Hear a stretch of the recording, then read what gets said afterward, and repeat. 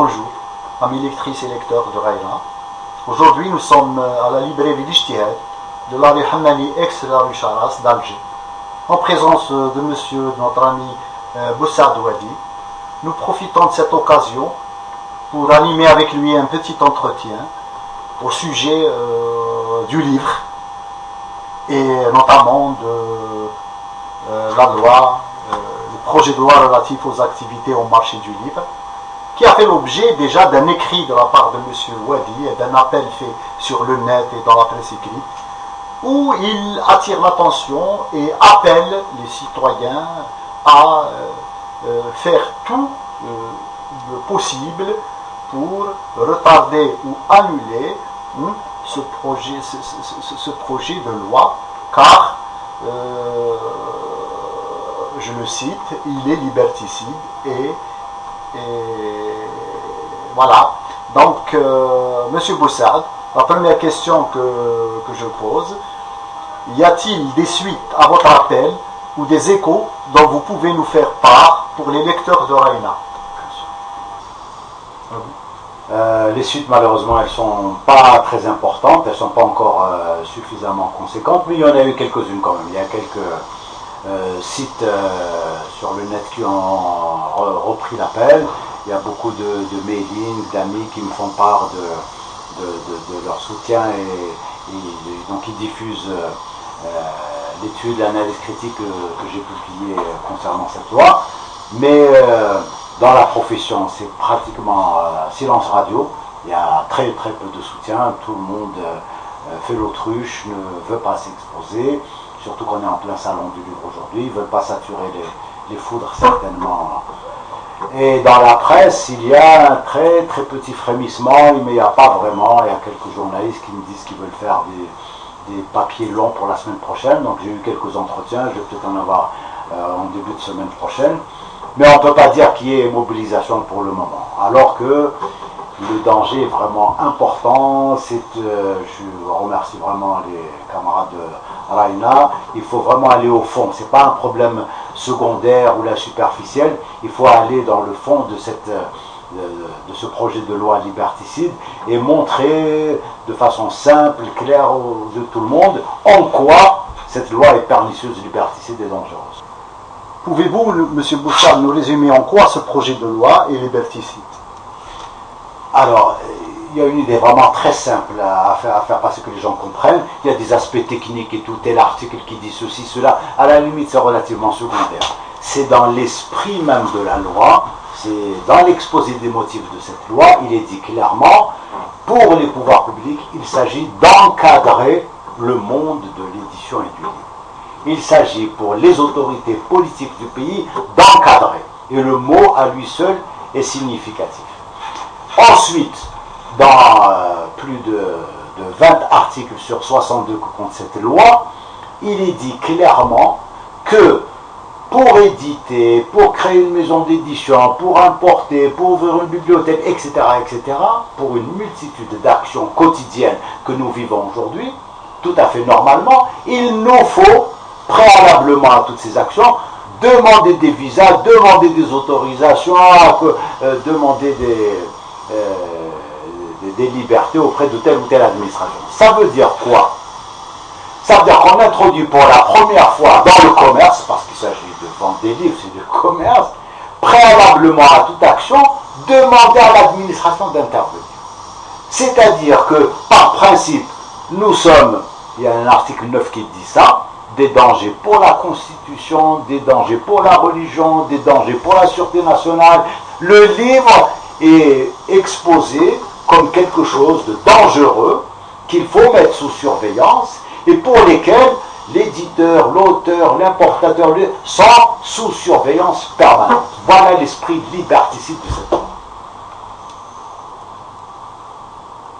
Justement, M. Boussard, certains de nos lecteurs rétorquent en disant: mais oui, comment agir pour éviter les pratiques criminelles dans ce domaine, s'il n'y a pas de disposition de loi, s'il n'y a pas de règles établies? Comment font d'autres pays dans le domaine, M. Boussard?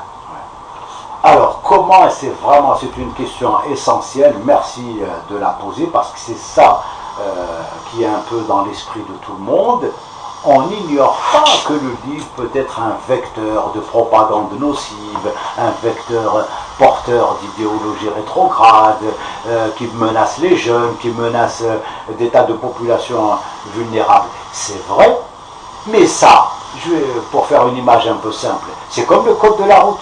Ouah, il apprend à conduire, c'est un danger public.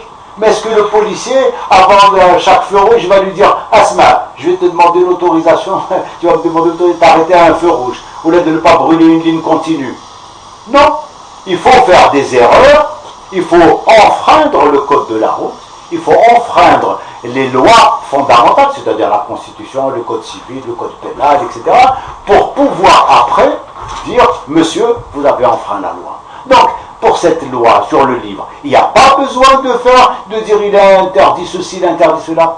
Tout ce qui est interdit est dans le code civil, il est dans le code pénal, il est dans les lois déjà en vigueur. Le livre, c'est un vecteur pour communiquer, pour s'exprimer librement. C'est comme, encore une fois, pour la voiture, j'ai pas besoin d'autorisation de qui que ce soit pour aller acheter là ou là dans le Georgia. Eh bien, dans cette loi, il faut une autorisation pour publier tel livre, ou là pour éditer tel, ou là pour importer tel livre. C'est ça qui est aberrant. Donc, l'esprit de cette loi, c'est a priori de juger et de condamner. Nous disons, l'esprit qui doit prévaloir, c'est a posteriori. A priori, c'est la liberté. La Constitution dispose que nous sommes libres de nous exprimer, de publier, de dire. C'est après, quand on a dit, quand on a fait, si on fait des choses contraires à la loi, mais bien sûr, nous sommes justiciables comme tout le monde, et au regard de la loi, du droit commun, qui est applicable à tous les Algériens. Voilà la chose essentielle qu'il faut comprendre. On ne condamne pas a priori, on condamne a posteriori, lorsque des actes délictueux sont effectués par les éditeurs ou les libraires.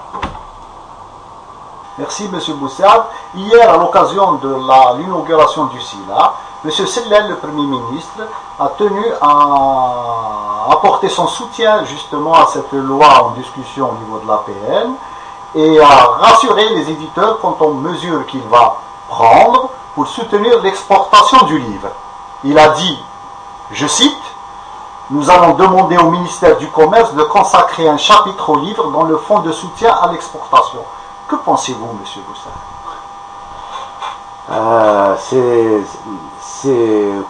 C'est pathétique.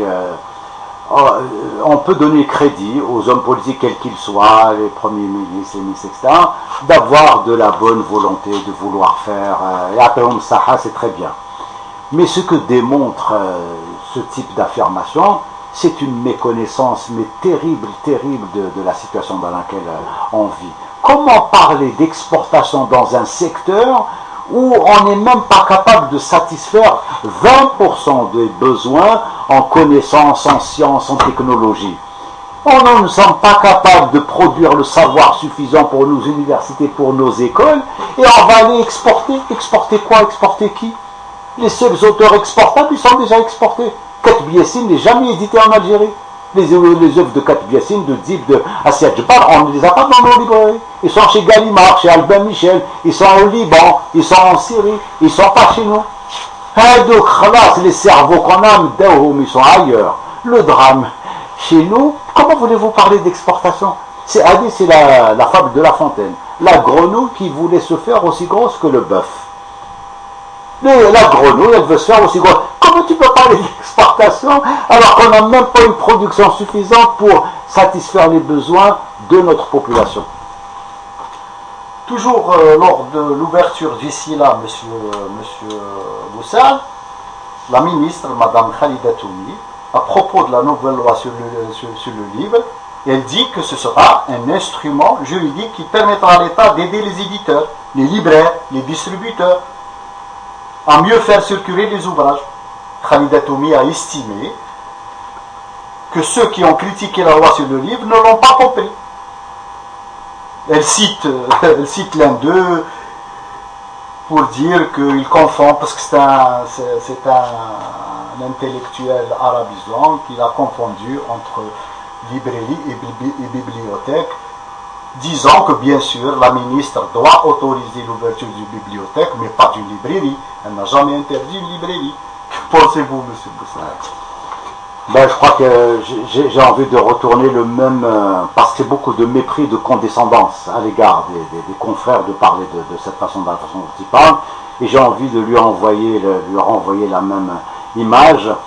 Voilà des gens dans ce ministère de la Culture qui n'ont absolument aucune connaissance des problèmes réels, des problèmes vitaux du monde de l'édition. Ils ne connaissent d'éditeurs que quand ils sont courtisans. Ils ne connaissent d'éditeurs que lorsqu'ils sont au service du discours officiel. Ils ne connaissent d'éditeurs que lorsqu'ils chantent les louanges de Fakhamatohu. Voilà ce qu'ils veulent faire de l'édition. Je dis à cette ministre, comme je l'ai dit à tous les ministres qui l'ont précédé, expliquez-nous pourquoi depuis plus de 50 ans que ce pays existe, il n'y a pas une encyclopédie. Il n'y a pas un dictionnaire dans lequel sont recensées nos langues, nos sciences, notre culture, les noms de nos animaux, des insectes, des plantes, des villages. Comment se fait-il que, malgré des velléités à l'université, j'en suis témoin dans les années 80 avec des inspecteurs, avec des profs à l'Institut pédagogique, on a essayé de faire ce travail encyclopédique, ce travail ingrat de collecte de savoir, et pour faire connaître, pour diffuser, on nous a toujours dit la yajouz, la yajouz, la yajouz. Le scolaire est fermé, il appartient aux barbus. L'édition littéraire, elle appartient à la langue de bois du pouvoir officiel. Voilà ce que disent ces ministres. Ils vous relèvent, oui, l'éditeur conforme Ktaba, qui est à la fois dans la langue arabe, la librairie, mais c'est pas vrai. Le vrai problème, il n'est pas là. Où va le budget de l'État pour la diffusion du savoir? Où vont ces milliards au lieu d'aller dans l'avancée, où ils vont dans les festivals, dans la poudre aux yeux qu'on balance aux gens, on fait, mais dans le savoir, dans l'érudition, dans